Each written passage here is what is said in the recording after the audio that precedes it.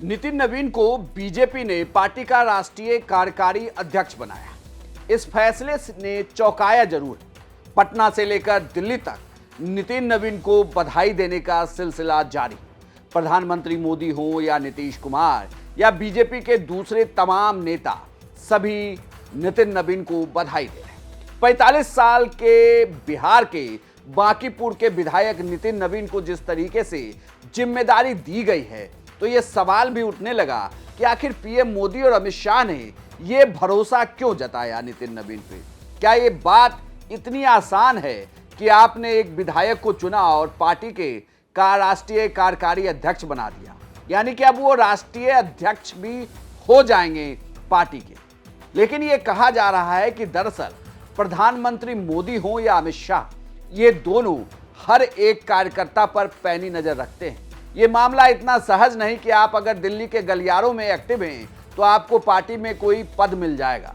यह मामला हर एक बीजेपी के कार्यकर्ताओं के लिए कहा जा रहा है कि उतना ही सहज है कि वो भी किसी बड़े पद तक पहुंच सकता है। हालांकि ये कहा जा रहा है कि आपको लग रहा हो कि ये फैसला अब लिया गया है, लेकिन कई राज्यों में जिस तरीके से बीजेपी ने चौंकाने वाले फैसले लिए, उसी तरीके से इस फैसले को भी देखा जाना चाहिए। लेकिन इस फैसले के पीछे भी एक कहानी है।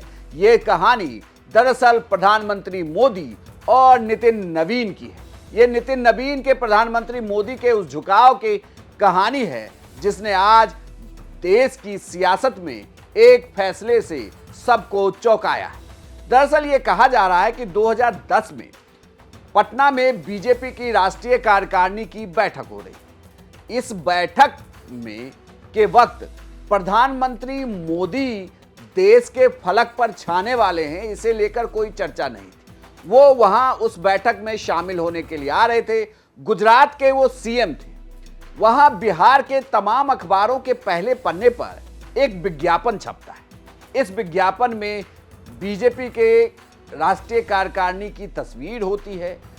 गुजरात के सीएम उस वक्त के नरेंद्र मोदी की भी तस्वीर होती है। इस विज्ञापन को छपाने वाले दो निवेदक होते हैं, एक बांकीपुर के विधायक नितिन नवीन और दूसरे संजीव चौरसिया। इस विज्ञापन का प्रभाव इतना हुआ कि नीतीश कुमार ने इन्हें बुलाकर डांट लगाई और उन्होंने बीजेपी को इस विज्ञापन को लेकर बीजेपी के लिए कहा भी, मतलब कुल मिलाकर शिकायत की। इतना ही नहीं, नीतीश कुमार जो बीजेपी नेताओं को डिनर देने वाले थे, उस डिनर तक को कैंसिल कर दिया था। अगर आपको याद होगा तो उस वक्त की सबसे बड़ी हेडलाइन यही थी कि मुख्यमंत्री नीतीश कुमार के द्वारा बीजेपी के नेताओं को दिया जाने वाला डिनर कैंसिल किया, यानी कि थाली सजाकर खींच ली गई थी। तमाम अखबारों ने इस तरीके से हेडलाइन दिए थे। लेकिन ये कहा जाता है कि उसी वक्त नितिन नवीन का झुकाव नरेंद्र मोदी की तरफ था, यानी कि ये वही कहानी थी जिसके जरिए अब कहा जा रहा है कि प्रधानमंत्री मोदी ने भी एहसान उतार दिया है। यानी कि उस वक्त जो नितिन नवीन ने प्रधानमंत्री मोदी के लिए किया और उसके बाद जिस तरीके से बिहार में बीजेपी के उन चेहरों में से नितिन नवीन शामिल रहे, जिसे पार्टी ने अलग अलग राज्यों में संगठन का काम दिया, यानी कि पार्टी ने अलग अलग राज्यों में जिम्मेदारियां दी चुनाव की, और नितिन नवीन ने इन जिम्मेदारियों को बखूबी निभाया भी, चाहे वो छत्तीसगढ़ का हो मामला या फिर हो सिक्किम का मामला।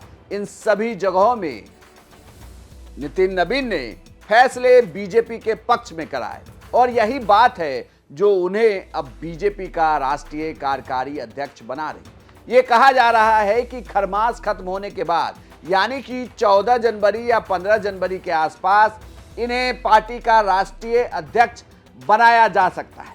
पार्टी अपनी परंपराओं को अगर माने तो अब राष्ट्रीय कार्यकारी अध्यक्ष बनने के बाद नितिन नवीन के हाथ में पार्टी की पूरी कमान होगी। नितिन नवीन पार्टी के राष्ट्रीय अध्यक्ष बनाए जाएंगे, यानी कि बीजेपी में वो अब देखा जाए तो नंबर 3 की पोजीशन रखने वाले नेता हो जाएंगे। बिहार के एक मामूली से बीजेपी के नेता से लेकर अब देश के फलक पर बीजेपी के राष्ट्रीय अध्यक्ष बनने तक की उनकी यात्रा ये बड़ी लंबी है, लेकिन इस यात्रा में कई सारे पड़ाव ऐसे हैं जिसकी वजह से आज नितिन नवीन को इतनी बड़ी जिम्मेदारी दी जा गई है। कुल मिलाकर देखा जाए तो नितिन नवीन की ये मेहनत का ही फल है जो बीजेपी ने उन्हें राष्ट्रीय कार्यकारी अध्यक्ष बनाया। बीजेपी के इस फैसले को आप कैसे देखते हैं, अपनी राय हमें कमेंट बॉक्स में लिखकर बताएं और बिहार की तमाम खबरों के लिए आप देखते रहिए सिर्फ बिहार।